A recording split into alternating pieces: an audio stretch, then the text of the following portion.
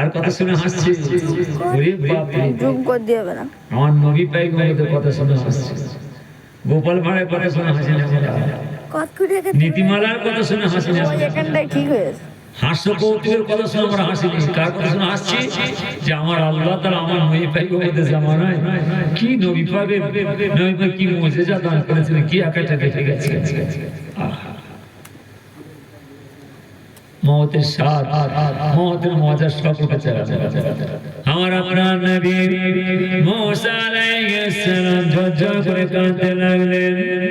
I মালিকুল মওত আজরাইল আলাইহিস সালাম, আমি আর বাধা দেব না, আমি আর মানা করব না। আজরাইল তুমি আমার জান কবজ করে দাও। ও আমার মা বোনেরা, ও আমার মুসলমানের ভাইরা, কান খাড়া করে শুনুন। মালিকুল মওত আলাইহিস সালাম আল্লাহর পয়গম্বর নবী মুসা জান কবজ করলেন। হুজুর বিদায় নিয়ে চলে গেলেন। নবী মুসা বিদায় নিয়ে চলে যাওয়ার পরে আমার আল্লাহ তাআলা ও যুগে ও সময়তে নবী ঈসা আলাইহিস সালামকে পাঠালেন। দিন কাটে, সপ্তাহ কাটে, মাস কাটে, বছরের পর বছর কেটে যায়। নবী ঈসা আলাইহিস সালাম চলে যায়। আল্লাহর পয়গম্বর নবী ঈসা বিদায় নিয়ে চলে গেলেন। নবী মুসা বিদায় নিয়ে চলে গেলেন। হারেসা আছে না মারা গেছে?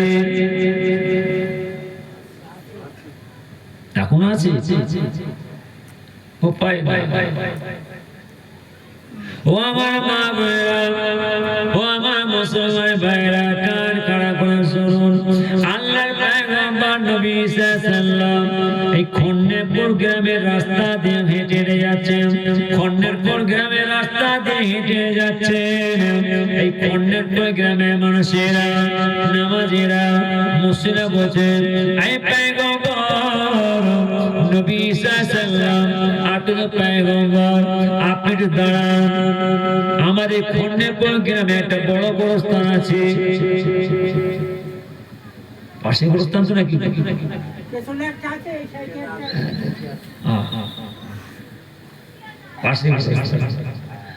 মাশাআল্লাহ বলেন, এই কাজে আল্লাহ খুশি না বেজার?